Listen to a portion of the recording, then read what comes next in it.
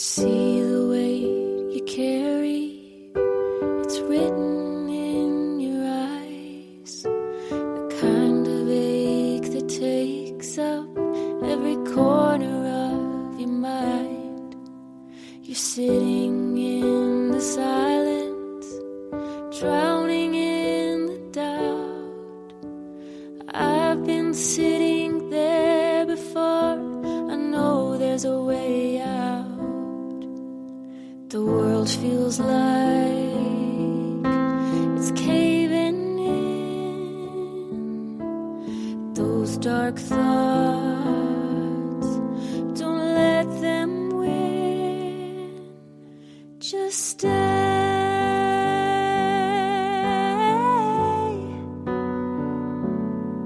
Just stay.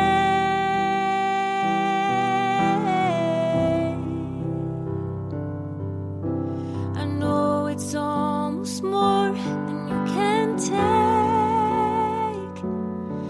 Please just stay.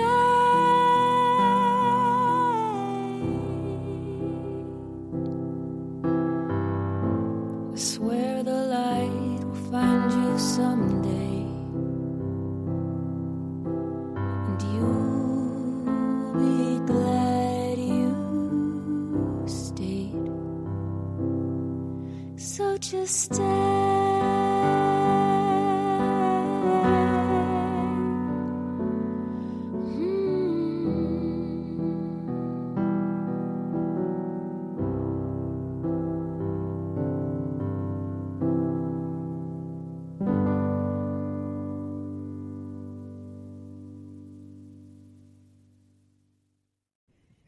Hey, everybody. Thank you for joining us on another week of the Just Stay podcast.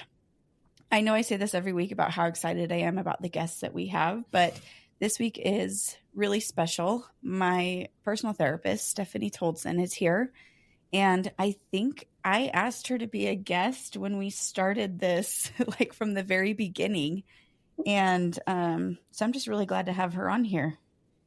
Yeah, I mean, I have heard so much about you, and I know that back at that event that we did in the summer, that you spoke at it, and I remember feeling like really impressed by what you had to say. And so, yeah, I've obviously heard from Brandee just like how much of an impact that you've had on her life. And so I am very excited to kind of pick your brain and get to hear from you. Well, thanks, guys. I'm excited to be here. I appreciate the opportunity. And I'm excited to be here. I love what you guys are doing. It's very impactful. Well, thank you. Thank you. I know that Stephanie probably doesn't know this, but she's kind of a main character on our podcast anyway, since I quote her at least once a week. So I'm going to let her tell you guys a little bit about herself and her background and how she ended up in the space that she's in, and then we can go from there. So, Steph. Yeah. So let's see. So after graduating, I believe in 2011, I moved back to Idaho, and I had no idea that there was like this program.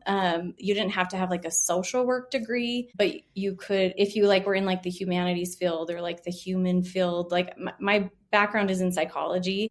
I didn't realize that I could be a social worker with that. And so I just met a couple of people through my old work at Olive Garden. I used to serve there. And they had gotten this job at Rehabilitative Health Services, and they were super excited about it. Just kind of like overzealous getting out of college. So I got my feet wet that way by becoming a CBRS worker. Back then we called it psychosocial rehabilitation. And I worked as a PSR worker and a case manager for like 3 years before I decided to go back to school to get my master's degree. I know I always wanted to get a master's degree, but I kind of toyed around with like family and marriage therapy or like counseling. And through just colleagues, I found that I could get my master's in social work and still be able to enter the field of like counseling that way. And it just made more sense to be able to stay rooted and not have to move for graduate school programs. So one thing led to another. And I think I started back to school the end of 2013 or beginning of 2013. I can't quite remember. It's been a hot minute. graduated with my master's, still working at the same place. And I stayed there through a lot of life. And it was around 2019, I met a gal. You guys probably know Whitney Raybould. She owns the yoga studio.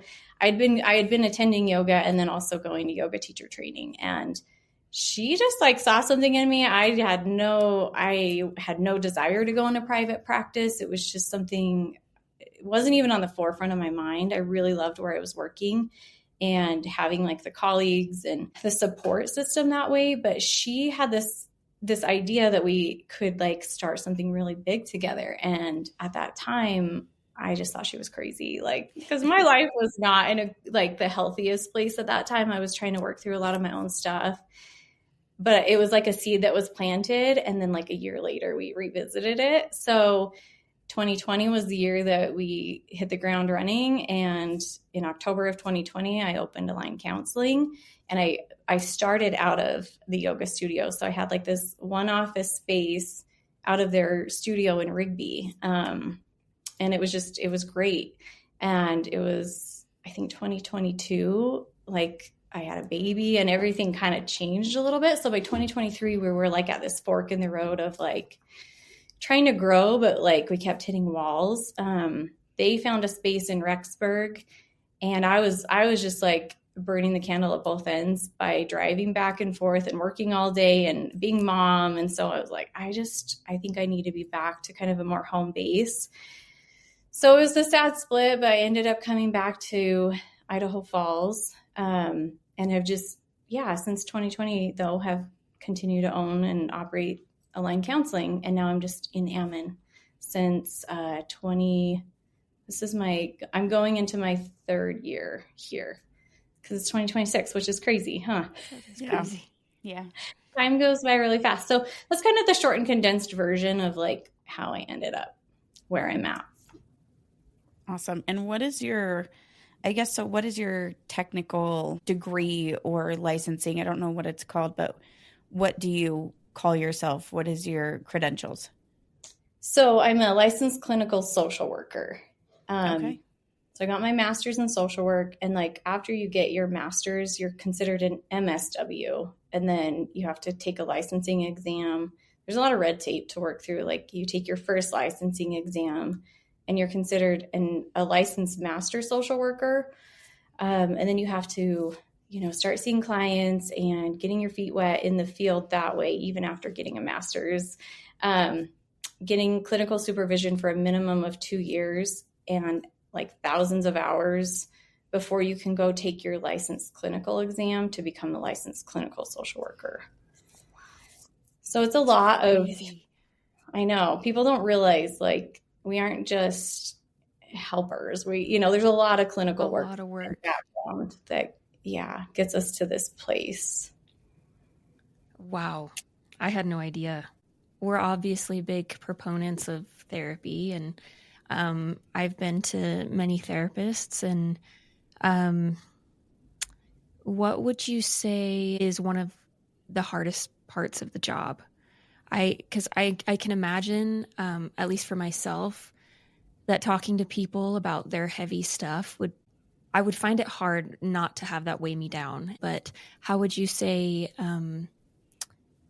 what is the hardest part of the job? And then I guess, how do you combat that? I think when I first started, it was a lot more difficult. I didn't anticipate, because, you'd like have internship hours, and I'd already been a social worker. So I thought I knew everything, or I didn't know everything, but like, I thought emotionally I would be more prepared. But once you really start like building a bigger caseload and like delving into people's like traumas and grief, like I think in the beginning it really emotionally affected me, and I didn't realize I wasn't having enough separation of like, here's my life, here's my clients' lives. So I've had to learn over the years to really focus on, okay, like my own life, I have to have some separation, some like grounding and coping skills. But I would say like it was harder in the beginning than it is now, because I've gained the skills to be able to like hold the space where I need to hold the space, but then also come back to living my life and having that separation, but it was learned along the way. If that answers that question, it's like, like having my own outlets, for example, having my own hobbies, having my own interests. I kind of lost that in the beginning because you're just trying to soak it all in and feel like you have to have it all figured out in the beginning. But I've learned, okay, it's not going to work that way. I'm learning as I'm going along too. And I have to have life outside of my career. That is fascinating.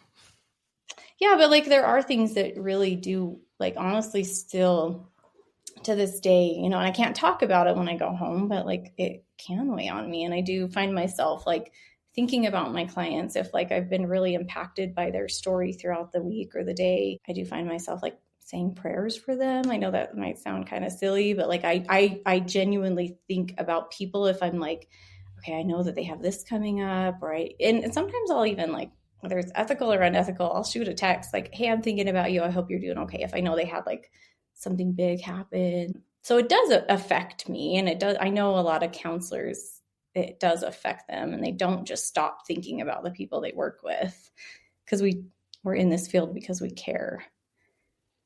So you can't fully turn that off, if that makes sense. Yeah. I remember when after I lost Elia, one of the most daunting things for me was to find a therapist. And the hard part is that every office you call, you have to say what your reason for needing therapy is. And so I would like call an office and then wait a week and then call another office. And I had like 3 or 4 referrals to different places. And then I had 3 or 4 people refer me to you. And I called you. And I still remember to this day, this was over a year ago, and you just said, I've been waiting for your call once I introduced you, or once I introduced myself to you. And you said, I've been waiting for you to call. And I was like, okay, it was like a comfort because I didn't have to explain things. I didn't have to do that. But also, I also had to do that for my kids. And so I ended up calling like 6 or 7 therapists trying to get myself in and trying to get my kids in. And that's something that is hard for somebody that's in the real pits of grief and loss. And, I'll always appreciate that. But you work with a lot of clients that are going through grief and loss. Am I right to assume that? Yeah. And it's interesting. That's a hard space. Yeah. Well, and it's interesting you point that out because I remember that too. And I think it's because just like people were like telling you, like you get referrals and like everyone tries to step in and help and do what they can when like a crisis happens. But that was also happening to me on the other end, where I'd have like a colleague tell me, oh, I sent so-and-so to send Brandee or whatever. And so it kind of was going both ways. And so when you called, I was like, oh, okay, I've heard of you and I've been kind of waiting around to see if you're going to call. I didn't know the details, but it's interesting that stands out to you because that is a barrier for people to get treatment. And I've even thought of like when people say, because a lot of times people will come to me and be like, so-and-so just lost their husband or just lost their daughter or so-and-so, this, what can I do to help? And it's a really personal thing, but I'm like, if you're close enough to this person that is going through loss, help them find a therapist and call the office for them. Like, make sure their insurance is covered. Like, try to get that handled yourself so that you can just show up on the day of their appointment and they are there. Yeah. That's a good idea. Like, and I've had some clients like show up with a friend, for that first appointment where it's like, you're just in like the heavy, dense fog. You can't think straight. Like everything's just heavy and hard and you can barely drive yourself to that appointment. So it's always, I say it's a good idea to have a friend or a support system, maybe help with some of those hard firsts if someone is available to do that. Because like I said, it's a barrier for a lot of people to even reach out or take that first step. Yeah. Because it is so daunting. Yeah. But yeah, to answer the other question, I do I specialize in grief and trauma. That's been something like over the past, I was really interested in trauma work from the get-go.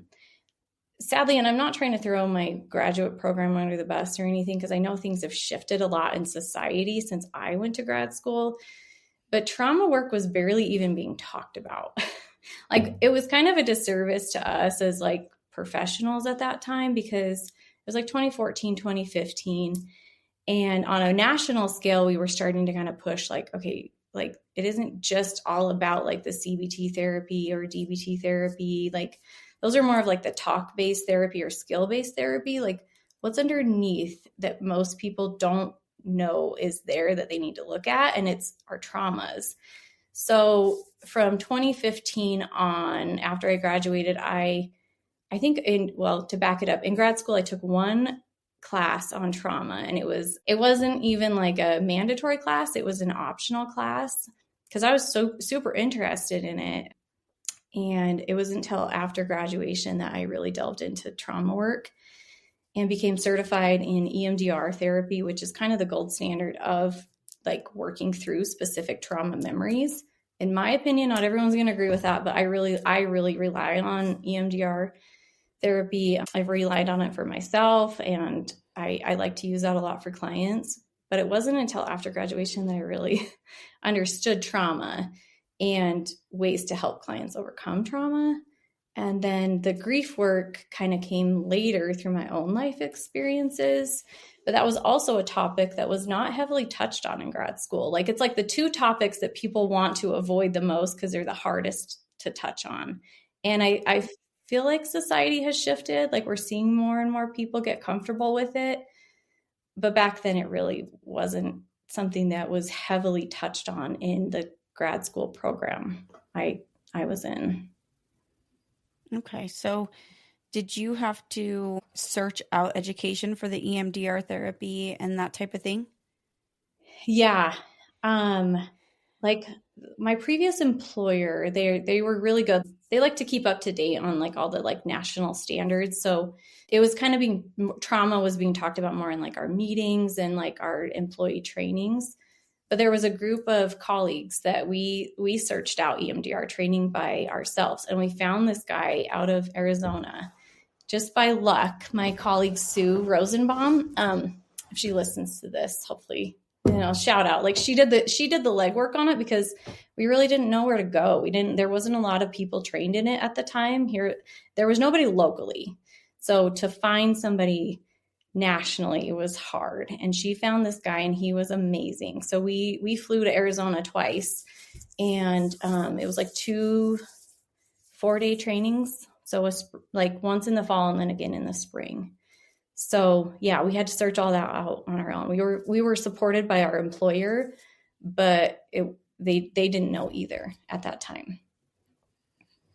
We've had some listeners. We talk about EMDR quite often. We've both done it. Mm-hmm. And we've had some listeners ask what it is. So there's a lot of people out there that don't know what like EMDR therapy is and ART therapy, like those types of things. Would you mind going into that a little bit? Yeah. So I'm not specifically trained in ART. I know one of my colleagues, she actually subleases from me. She's trained in ART. So I can't speak on that specifically. I know it's similar in some aspects, but EMDR, it stands for eye movement reprocessing and desensitization. And to me, it's like the gold standard for like trauma. That's how it like started, was the founder. She fell upon it like on her own, just trying to process through something. Like, I can't remember all the details, but her name is Francine Shapiro. She's since passed away. She found that moving her eyes back and forth while trying to process through a hard memory helped activate like the emotions, the sensations that needed to be processed. So what it does is it helps us dig into the unprocessed, kind of like the subconscious junk that's attached to trauma memories. That oftentimes our brain is meant to process through, but we oftentimes in like modern day society don't have the opportunity to really let ourselves process through. So it kind of helps you to sit in a space to reprocess something that hasn't been fully digested. so that a trauma can become like, usually with trauma, there's a beginning, a middle, and no ending if you haven't had like that full process to fully digest it. But EMDR helps us create the ending to a trauma. So it's no longer just existing as if it's reoccurring over and over and over again. That's a very great explanation. Yeah. And I don't know, like if that's like been like, I know when I've done EMDR, it does like, it kind of just closes the chapter of the trauma or like of the memory. So you're not regurgitating it over and over again. Or if you notice yourself, like you're not as activated by like reminders anymore. It's fascinating because to me, it's like, I've been trained in it since 2015. So it seems so simple, but yet we're complex. So it brings up so much when you're in the process of it, because we tend to just repress things or avoid the pain of it. But once you dig into it, then you realize it's actually so liberating once you dig into it. Yeah. I've joked before that I have a love-hate relationship with EMDR. I avoid it like the plague. And then every time I do it, I have these huge realizations of like where these feelings are coming from, or even things that I've repressed that I don't remember will come up for me during EMDR. And I always have a massive realization that comes with this comforting understanding of my trauma, my grief, my all of it. And I'm like, oh, this was really good. I'm so glad I did that. And then a couple months later, we talk about doing it again. And I'm like, oh, I don't want to go there again. I feel like that's pretty normal. I mean, I feel like most people aren't looking forward to confronting their trauma, right? Like at least I'm not. I'm the same way. I was smiling because I know that you do that, but then I'm also relating because I literally do the same thing. Like when I know that we're supposed to do EMDR, I'll just have a lot to talk about and hope that she forgets, because I'm anxious about, bringing stuff up. But the thing is like, when you're doing the work, I mean, it's not going to be easy. So I just think that's really fascinating. That was a really great explanation, because it's never been explained that way to me. So yeah, like it makes you kind of confront, well, not kind of, it makes you confront like not just the trauma memory, but like, when you break down the protocol, it's like the worst part of the memory, and then the negative belief that you hold about yourself or the world around you related to the memory, and then the emotions, body sensations, because there's so much attached to trauma. It isn't just the memory itself. It's the sensorial input that happened at that time. It's all the emotions that are trapped, your belief system, like, so that's why people get like a little bit like apprehensive when they've experienced it. And it makes sense. You don't want to do EMDR every session. I wouldn't do that to a client personally. And I also don't, like, some people will come in and because I'll hear about EMDR and they'll be like, okay, I want to do EMDR therapy. But yet like they don't have any kind of like coping skills, or their life might be in shambles. So I don't push EMDR on people until I know that they're in a place that they can emotionally handle being able to dredge all that up. Otherwise, it's too overflooding. You don't have, like a foundation to fall back on. To me, it's unethical when people push it too fast or too much on a client. Yeah, that makes sense. Yeah, I've never felt like I've been pushed to do it or pressured into doing it at all. Something that we talk about quite a bit on here is, and I didn't realize it happened, I'm in my late 30s, and I have dealt with trauma throughout my life. And I've always dealt with it through complete disassociation and detachment. And in my mind, I was like, if I can just continue to work and have a regimented routine and a schedule, then I can work through anything. And I was shocked when I lost Elia,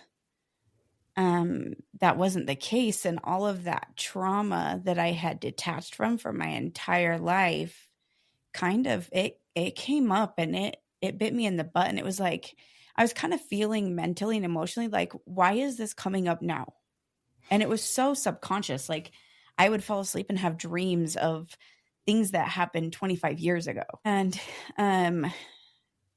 so you kind of had to explain to me about that detachment and the disassociation and the trauma, just because we work through it and don't work through it, but we literally go to work instead of confronting it.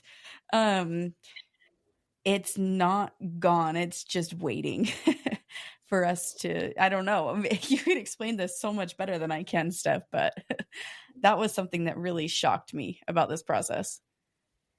Yeah, I actually saw something today. So I really like David Kessler, and I reference his stuff a lot to my clients just because I took his training, and he's just fascinating in general because he's like the grief guru in our field. And his life, he talks openly about it. And I just really admire him. And so I hold him on this like pedestal. But I actually saw this thing today about how what we don't confront chases us, so at certain points in your life, like you didn't have to confront it. What you were doing was working to help you survive until it didn't work anymore. And like something to keep in mind, like our old wounds, and I know I've said this to you, but our old wounds do resurface in grief. Like our old belief systems resurface, times that we may have felt like unloved, not good enough, can't get it right, like whatever it may be that you hold within yourself in grief, it's going to resurface. And so that survival instinct to detach or dissociate, it didn't work anymore because your system couldn't handle that anymore. So, as much as like people want to continue to run from it, and some people like they just don't face it, they shut down or whatever, but in your experience, you couldn't do it anymore. And it forced you to confront what you had been kind of, I guess, running from in a way. Yeah, it was interesting to me, but something that I like about Steph as my therapist is I will say things, and therapy's nice because it's the one place in your life that you're like, well, I know she's probably heard crazier than me. Right? Like I can't be her craziest person that she sees. And so it is a safe place where you can let your thoughts out that you would never share with anybody else. And she always has a reason, like a logical explanation of why I'm feeling this way, or I don't know. I'm a reason person.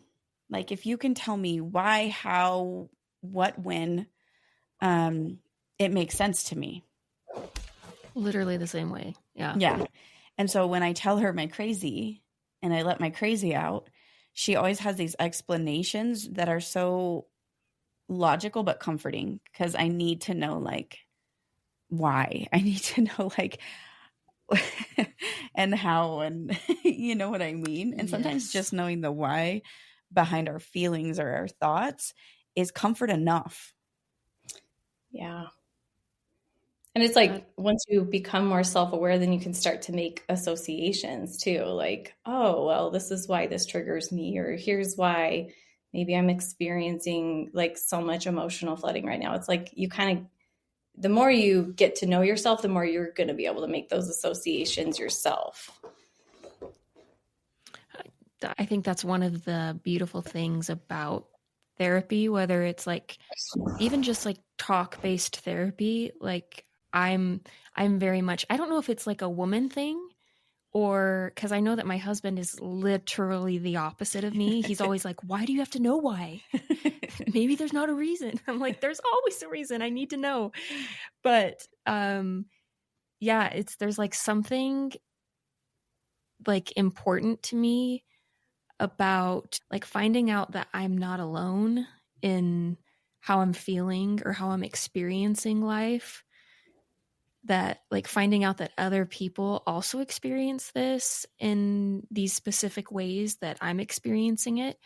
It's like so empowering in a way.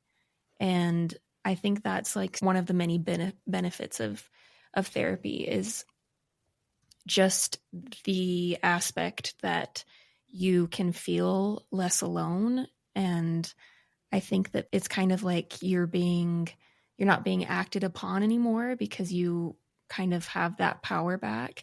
I don't know. That's one of the big things for me. Like, even if I didn't do EMDR, or I didn't have like coping skills, or I didn't learn all these things that I've learned, like just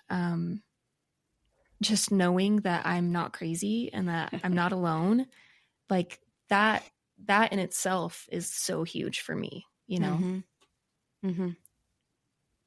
Yeah. It's funny because people will say, like, yeah, they'll say things like that, like, I'm just so crazy. And I'm like, yeah, no, like, this is human. You're being human. You're having a human experience or a human moment. Like, we all think that we're like the craziest, or this is the worst it could possibly be. But really it's not the case. Like, it's a human experience that every other human experiences at moments in their life too. Like, we're all going to go through some kind of trauma or grief or whatever. No one comes through life unscathed. And that's something we need to remember. And therapy's not the worst thing. It might feel like the worst thing, but it's not. It's actually a good thing. Yeah, I would agree with that. And that's what I always tell my husband, because we've said before that we grieve differently, and Troy is very connected with himself and like the outdoors, and he can ground himself really well. And I've never been able to do that very well. Mm-hmm. And so when I come home, I'll tell him things that I learned during my sessions or that I've said. And I'll be like, Steph says this. And he's like, oh yeah, that makes so much sense. And, so even those little bits of knowledge about myself that I could never understand before is a huge comfort to me. So she even helped me. One of the things we talked a lot about in the beginning were the glimmers. You talked a lot about glimmers and actually what your brain is doing in those moments. And do you remember that? You probably don't remember that specific conversation, but you probably talk about glimmers quite a bit. But I loved you helped me become aware of glimmers, what they are, and what it is, what my body is doing in those circumstances. Yeah. Well, because like, if you think about from like a grief and trauma perspective, it's like, it's a physiological experience too. It isn't just emotional. It's like, your body, mind, spirit are being impacted pretty heavily. And so in the beginning, it's hard. We aren't going to notice glimmers in the beginning, but as we progress in our healing, then sometimes we'll be like really committed to like not looking for them, but like we want to start to maybe open ourselves up to that. But first we have to be connected to our body. So it's like a nervous system response. And so it goes in line with like window of tolerance. So, in grief, you're not in your window of tolerance where you're connected to yourself and connected to others, feel safe, feel happy, joy, whatever. It's usually just grief is all you can experience. But like I said, those glimmers are just kind of a nervous system response of like, oh, okay, so I can also experience like a contrasting emotion because this good thing happened in my life. And so, but it's more of a progression of the healing. And those are the moments to watch for because they are indicators of your healing. I just feel so enlightened. Like, I hadn't thought about glimmers in that way. That's crazy. And I'm assuming that like the same thing applies like for someone who's experiencing or coming out of like a deep depression.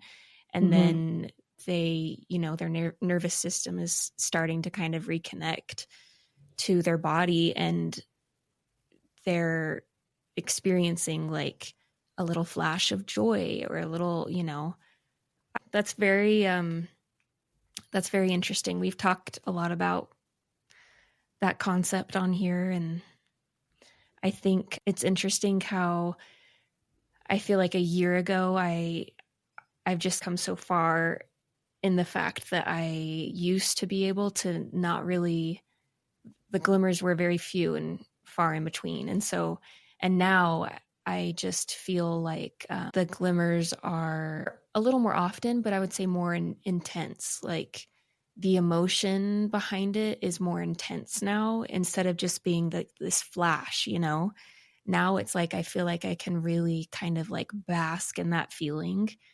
And I used to not it wasn't that way at all, So it's interesting how it changes too, like it evolves, Yeah.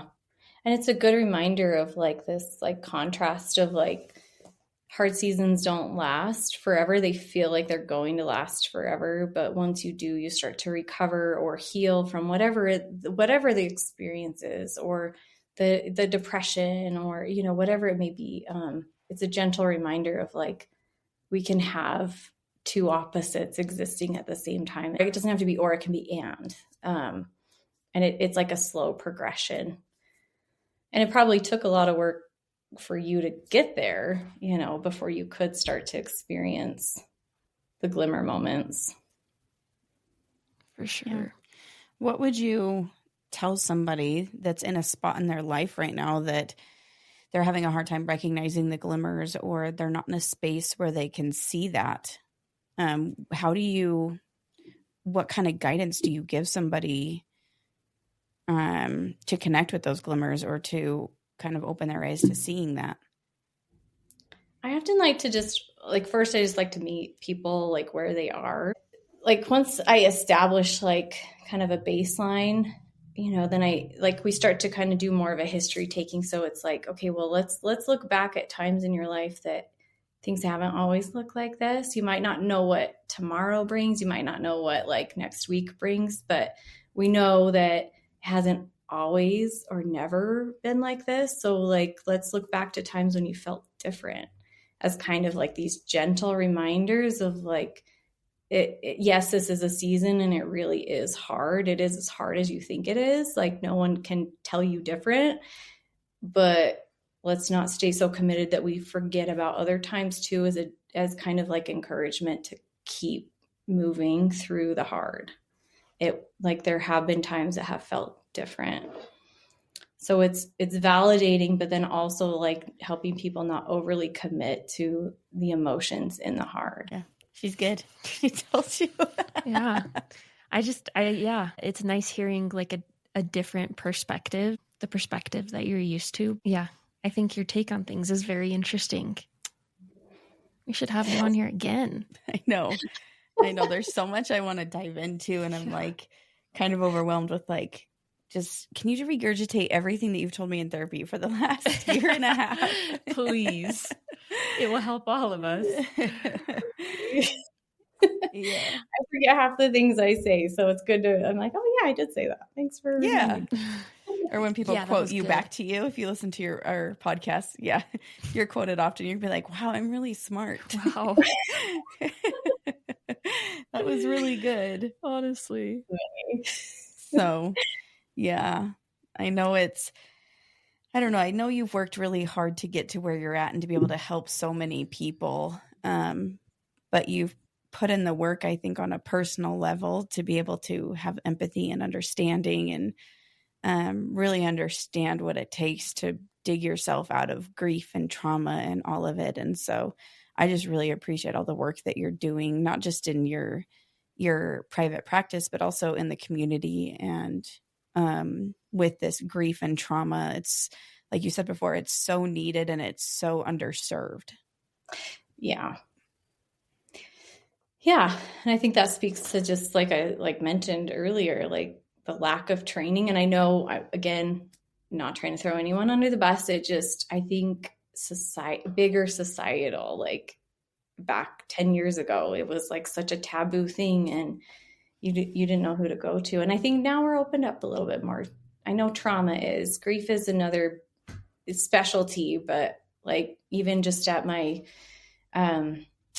old work put on like a big training this last May, and like that was one of the big topics was grief. Like, how do we deal with grief? And so it's like we're opening ourselves up more to it because the world is kind of in grief right now. Like individually and collectively, we have to start having these hard conversations more and more, the more trauma and grief we're exposed to. Yeah, I think it's definitely a necessity. And I think talking about it is key, but it's also, I mean, you probably have a lot of the same feelings that we have, where we know it needs to be talked about. And Mhm. we've kind of signed up for this job of being the ones to talk about it, but it gets heavy. It Yeah. gets really heavy. Yeah. So Do you guys find that, like, I mean, and even just doing this, do you have to like decompress after? Like, how do you cope with it on your own level? I'm going to be honest, like when I see news stories, I'll sometimes send them to Kenzie or be like, did you see this week we lost somebody else? Like, I have to create some kind of separation. So not so much doing this. Whenever we record, it's like a weight is lifted. It's almost like Mhm. talking about it and confronting it in that way makes it lighter. But then throughout the week, things happen, or I'll read a news story about another young kid or somebody's dad taking their life. And I'm like, I feel so discouraged because I'm like, is what we're doing even making a difference? So that part of me feels heavy. But the actual like recording and the act of talking through our trauma and grief has been really good for us. Well, for me, I Yeah. guess I can only speak for myself. No, I would say that there are some days that I'm like, there have been a few times where I've been not dreading recording, but like not really looking forward to it because um I think sometimes I'm expecting it to be heavier than it actually is. But then when I get here and Brandee and I like have a conversation or like we're talking with someone else, I feel like there's like little things that I learn that I always come away feeling like I needed that, you know? Like it's never been, thankfully, it's never been this like heaviness that I can't get rid of and it's bringing me down, you know? I think if it were that, then obviously we would have to like reevaluate, but it's never gotten to that point at all for us, at least I think. And I think if anything, it's just been just a really, really great way to be able to like talk about it as friends, but then kind of lift some of our burdens in a way. But yeah, I think that I think we're really lucky in that aspect because I think if we did go about it a different way, it could be really heavy. Yeah. So yeah. That's good. Yeah, the approach. And then always having like that bigger purpose, that why that keeps you guys going, even when Yeah. it gets hard, you know, because those two opposites are going to coexist as tragedies and things continue to unfold.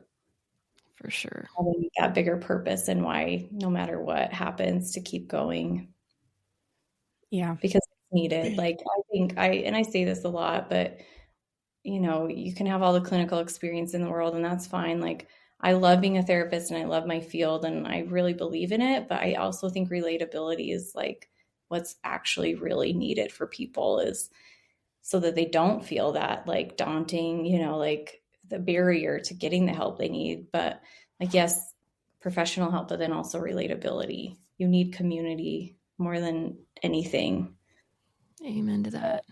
in the depths of hard. Yeah. Yeah. I agree. Yeah. Well, Steph, I feel really good about this conversation with you, and I feel really honored that you took time out of your busy schedule to be here with us. And yeah, I'm just grateful for you in my life, and I'm glad that there's going to be other people out there that can hear your perspective and your skills that you've acquired. And so I just wanted to thank you for being on here with us today. Yes. And thank you for I know that it's got to be nerve-wracking to be on the other side of this and, you know, not really know what we're going to talk about, but thanks for being so vulnerable and so open like that. I just feel like I learned a lot from you, so I know a lot of people are going to get some good little nuggets of information from you, and thanks for being so honest. Yeah, thanks for having me on. Yeah, it's funny. Brandee planted the seed a while ago and I was like, I don't know. And I'm just going to put a disclaimer out there. This is her story. I'm not disclosing anything about someone's therapy or anything like that. That's her story to tell. So, but I'm honored to be on here, and I'm thankful for what you guys do. Because like I said, I think people need the relatability above like a therapist spewing off jargon and what they've learned. They need people that can really understand what it's like to be in the trenches and have overcome being in the trenches. So thank you guys for what you do. I appreciate it. Thank you. And to our listeners, thank you for being here for another week of Just Stay. And I think this podcast will be our regular rotation. We'll be back to our regular scheduled recordings. And so we can say with all sincerity that we will see you guys next week. See ya.